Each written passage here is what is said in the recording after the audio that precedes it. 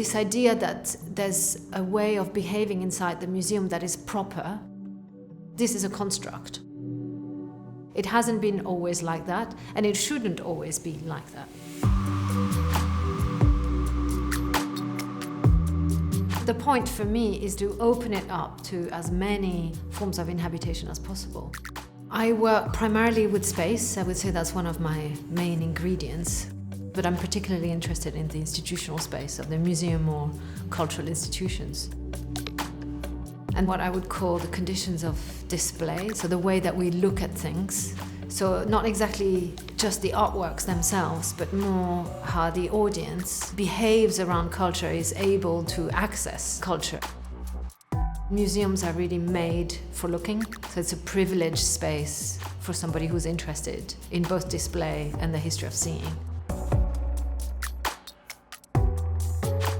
It was and continues to be a huge honor and privilege to be chosen as the artist in residence in an institution like this that is so part of the history of London, but also so part of the history of art. On a very direct and quite sincere level, for me, it felt like being recognized as a London artist also, and redevelop a relationship with the center of it, quite literally what it was built around. Coming to Trafalgar Square every day to go to the studio is both ridiculous and wonderful. But also to have the museum as a playground in a way, to have access to all of it, but also to have access to the specialized knowledges that are inside this museum, and they're not in all museums. This museum in particular has a scientific department who work in the museum on the paintings. The framing department, which is extraordinarily on-site, the storage being on-site as well, so all of the paintings that are not on display are also physically present. I have produced a body of work through the residency titled Pentimenti, in parentheses, the corrections, which is an Italian word for regrets, but is also the technical term in art history for the parts of a picture that are invisible but appear through X-ray, where changes happened in a painting. I asked the scientific department to look at the building materials that the room is made of, to make works that include the full palette of the exhibition experience. The installation in room 31 contains 3 artworks that are quite large installation pieces.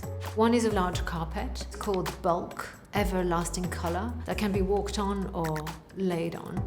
The carpet is printed with an image that is a composite of technical images of all of the material that is present in the room. And it can be used by the audience in the absence of benches.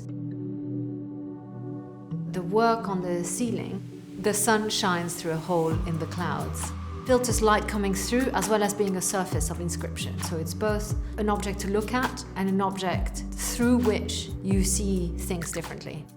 This enormous textile that drapes over the ceiling is from a sort of family of elements that you can see in the Canaletto, the Feast of St. Roch, which depicts this kind of gently draped fabric. The installation uses directly the architecture, so it is draped over the existing steel ties that hold the ceiling. The last work, which is inserted in the ventilation system, is called The Force That Seems to Beckon.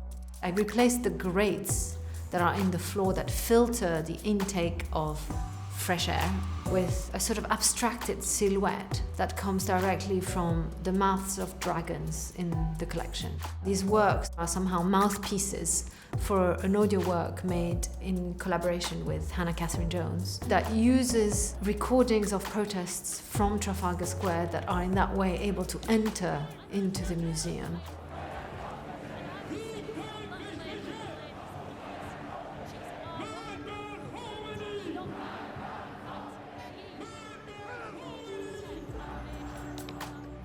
There is something that happened when people enter the room that because they're expecting paintings on the wall and not other things, there is an element of surprise for something that was not anticipated, which I really enjoy.